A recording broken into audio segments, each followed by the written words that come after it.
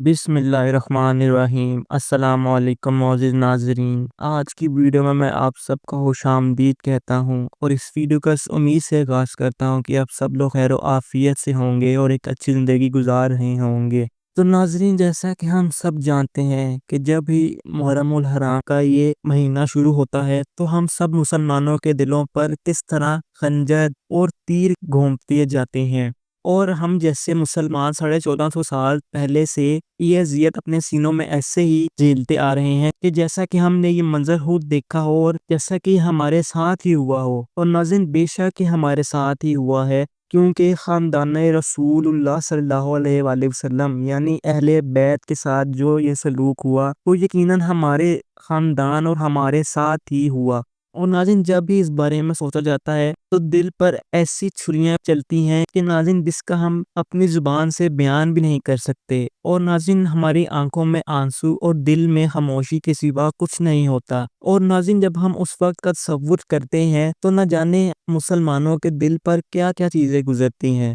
لیکن ناظرین کچھ مسلمان ایسے بھی ہیں جو اس واقعے کو کچھ بھی نہیں مانتے اور وہ اپنی طرف سے ایک من گھڑت کہانیاں بنا کر بیٹھ جاتے ہیں اور ایک الگ الگ قیاس رائیاں بناتے ہیں۔ تو ناظرین اسی پر ہم شام غریبہ کے بارے میں جاننے جا رہے ہیں کہ اس شام کا منظر کیا تھا، اور اس شام میں آخر خاندان رسول اللہ صلی اللہ علیہ وآلہ وسلم پر کیا قیامت گزری اور کیسے ان پر مظالم ڈھائے گئے بغیر یہ سوچے سمجھے کہ یہ خاندان کس کا خاندان ہے، اور انہوں نے نواسہ رسول اللہ صلی اللہ علیہ وآلہ وسلم کو شہید کر کے اتنا بڑا ظلم ڈھایا تھا کہ وہ اس پر بھی بس نہیں کر رہے تھے۔ اور ناظرین اس شام کا پس منظر ہم اس ویڈیو میں دیکھیں گے، اور ناظرین یہ بھی جانیں گے کہ کچھ سالوں پہلے جو یہ تاریخ چلائی گئی ہے مسلمانوں کے خلاف کہ 10ویں محرم کے بعد جو شام غریبہ کا وقت ہوتا ہے تو اس کے بعد بتیاں کیوں بجھا دی جاتی ہیں، اور اس وقت میں کیا شرمناک واقعات پیش آتے ہیں، اور ان واقعات کی اصل حقیقت آخر کیا ہے۔ تو ناظرین یہ سب ہم اس ویڈیو میں جاننے جا رہے ہیں۔ تو ویڈیو شروع کرنے سے پہلے میں آپ سب سے یہی کہوں گا کہ اس ویڈیو کا اینڈ تک لازمی دیکھیے گا، اور اگر ویڈیو پسند آئے تو ویڈیو کو لائک کر کے چینل کو بھی سبسکرائب ضرور کیجیے گا۔ عاشوراء کے دن کے عصر کے بعد کا وقت تھا جب امام حسین علیہ السلام کی وفات ہوئی۔ زمین اس موت سے کانپ اٹھی تھی اور فرات میں اپنے کناروں کو توڑ دیا تھا۔ خاندان رسول اللہ صلی اللہ علیہ وآلہ وسلم کے خیموں سے ایسا نوحہ برپا ہوا جو اس سے پہلے کبھی نہیں سنا گیا تھا۔ اور اس کے بعد عمر بن سعد کو عبید اللہ بن زیاد کا خط ملا جو اس وقت کوفہ کا گورنر تھا، جس نے اسے ہدایت کی کہ امام حسین علیہ السلام کی شہادت سے وہ مطمئن نہیں ہے، اور اس نے ساتھ یہ کہا کہ اسے قتل تو کر دیا ہے، اس کے جسم کو گھوڑوں کے کھروں سے روندنے کی آخری توہین کا نشانہ بھی بنایا جائے۔ اور یہ سب نواسہ رسول اللہ صلی اللہ علیہ وآلہ وسلم کے ساتھ کیا گیا۔ جیسے ہی سورج افق پر غروب ہو رہا تھا، سپاہی مال غنیمت کی تلاش میں امام حسین علیہ السلام کے خیموں کی طرف دوڑ پڑے۔ انہوں نے ہر خیمے کو لوٹ لیا، ہر اہل بیت کی ہر عورت اور ہر لڑکی سے نقاب اتارا گیا۔ فاطمہ سلام اللہ کی بیٹیوں کو ننگے سر چھوڑ دیا گیا۔ ننھی سکینہ کے کانوں کی بالیوں کو اس کے کانوں سے نوچ لیا گیا، جس سے اس کے کان کی لوبیں الگ ہو گئیں۔ اور جب چھوٹی بچی نے اپنا پردہ چھوڑنے کی التجا کی تو اسے تھپڑ مار دیے گئے۔ یقیناً اب وہ یہ سب کر کے رک جائیں گے،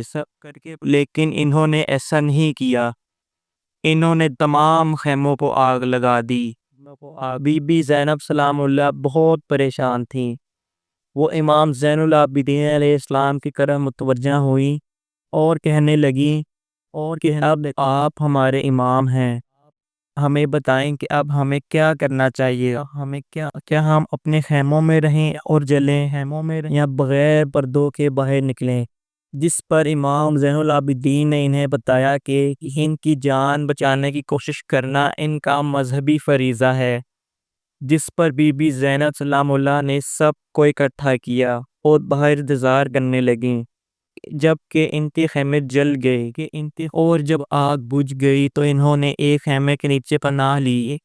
جو مکمل طور پر ابھی تباہ نہیں ہوا تھا، جس پر حمید بل مسلم بیان کرتے ہیں کہ کس طرح انہوں نے ایک چھوٹی بچی کو اپنے لباس کے ساتھ آگ میں جلتا ہوا دیکھا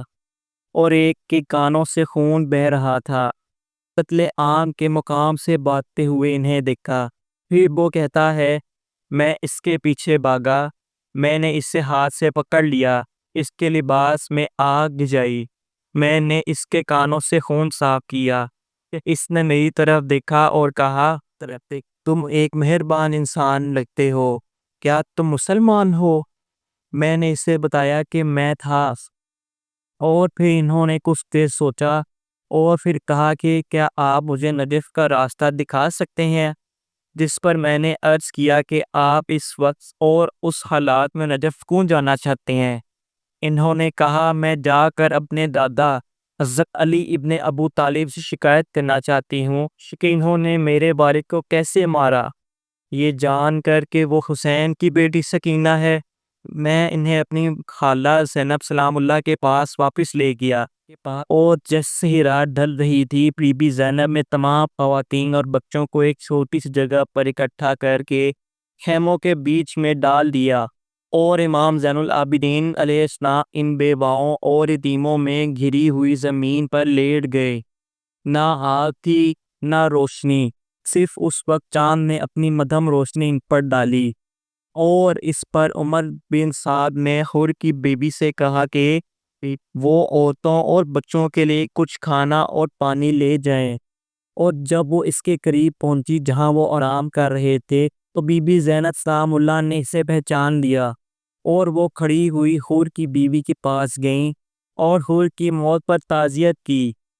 اور زینب سلام اللہ کی طرف سے جنہوں نے بہت سی زیادہ تکلیفیں جھیلیں، بہت کچھ کھویا اور اپنے دل میں بہت زیادہ غم لیے ہوئے، اسلامی اخلاق کا ایک ایسا سبق دیا جسے دنیا کو کبھی فراموش نہیں ہونے دینا چاہیے۔ اور جب بی بی زینب سلام اللہ نے روٹی اور پانی دیکھا تو وہ رو پڑیں اور کہنے لگی کہ امام حسین علیہ السلام اور ان کے بہادر سپاہی تو بھوکے پیاسے مرے تھے،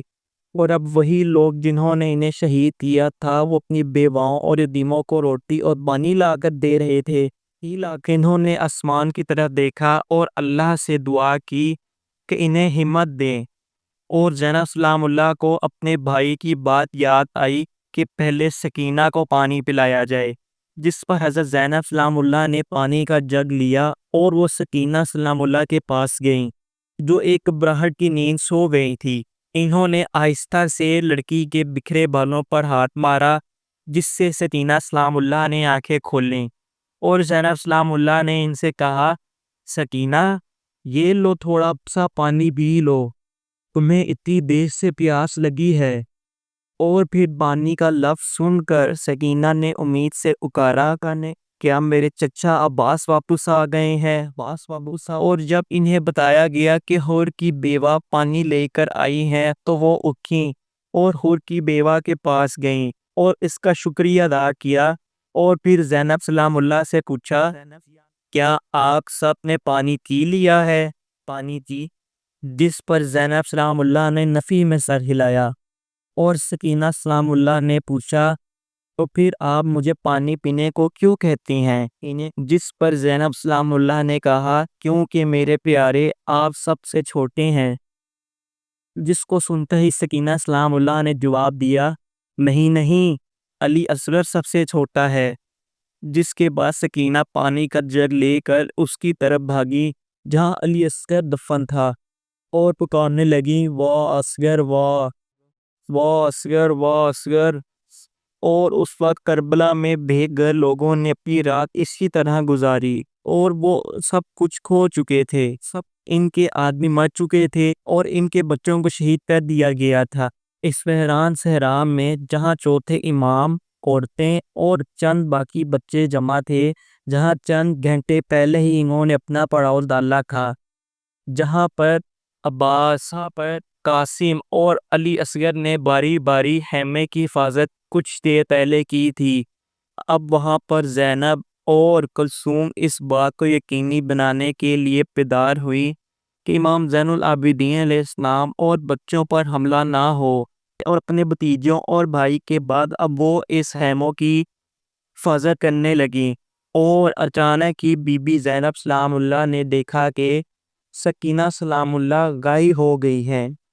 وہ دکنا ہوئی اور وہ ادھر ادھر دیکھنے لگی، لیکن حسین کی پیاری بیٹی نظر نہیں آتی تھی۔ زینب سلام اللہ میدان جنگ کی طرف دھیرے دھیرے چلتی رہیں اور میدان جنگ کی طرف پہنچ گئیں، اور پھر وہ وہاں آتی ہیں جہاں حضرت عباس علیہ السلام لیٹے تھے، اور جنہیں دیکھتے ہی وہ کہنے لگیں، عباس،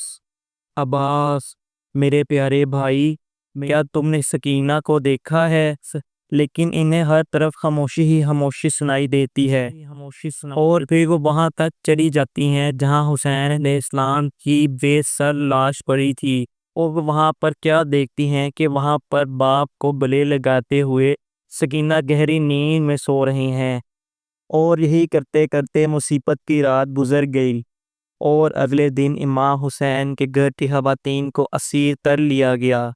انہیں تپتی دھوپ میں انتظار کرنے پر مجبور کیا گیا، جبکہ دشمن نے باقی دن اپنے مدے دفنانے میں گزارے۔ انہیں عام مجرموں کی طرح بغیر کاٹھی والے اونٹوں پر سوار کر دیا گیا تھا، اور امام زین العابدین علیہ السلام کو کوفہ کی طرف روانہ کیا گیا، اور ان کے ہاتھ پاؤں لوہے کی زنجیروں سے جکڑ دیے گئے، اور ایک خاردار لوہے کا گریبان ان کے گلے میں پہنا کر صحرا کی تپتی ریت پر ننگے پاؤں چلنے کے لیے انہیں روانہ کیا گیا، جبکہ وہ اس وقت بیمار تھے۔ اور پھر یہ قافلہ میدان جنگ سے گزرا، جہاں شہداء کی لاشیں بغیر کفن کے خاک و خون میں ملی ہوئی پڑی تھیں، اور یہیں پر امام زین العابدین کی حالت اور خراب ہو گئی، اور وہ ہلکے بیلے ہو گئے، جس پر بی بی زینب سلام اللہ نے اپنے بھتیجے کو تسلی دی اور کہا، صبر کرو، میں کیا دیکھ رہی ہوں، آپ وقت کے امام ہیں۔ پھر انہوں نے انہیں ام ایمن سے رسول اللہ صلی اللہ علیہ وآلہ وسلم کی روایت یاد دلائی، جس میں عہد الہی کی وضاحت کی گئی تھی۔ اور پھر جب یہ سب ہوا تو اس کے بعد قافلے کے اگلے حصے میں محافظوں نے امام حسین علیہ السلام اور ان کے چاہنے والوں کے سر نیزوں پر اٹھا رکھے تھے، پھر یہ قیدیوں کو مارتے تھے۔ اگر خاندان رسول اللہ صلی اللہ علیہ وآلہ وسلم کسی چیز پر شکایت کرتے تو وہ ان میں سے سب سے چھوٹوں کو مارنے لگ جاتے، جس سے کچھ بچے تو راستے میں ہی مر گئے، اور ان کی لاشیں صحرا میں ہی چھوڑ دی گئیں۔ تو جب وہ کوفہ پہنچے تو ان کے پورے جسم پر زخم تھے، اور بی بی زینب سلام اللہ نے جب کوفہ دیکھا تو انہیں اپنے والد کا دور یاد آیا، اور پھر یہ قافلہ 12 محرم 61 ہجری کو عبید اللہ ولزیاد کے دربار میں پہنچا، اور کوفہ کے گورنر عبید اللہ ولزیاد نے ان گلیوں کو سجانے کا حکم دیا، جبکہ کوفہ کی سڑکوں پر ایک بہت بڑا ہجوم قیدیوں کا مذاق اڑانے لگا، اور کوفہ کے دربار میں بی بی زینب سلام اللہ کی تقریر سے ہنگامہ مچ گیا،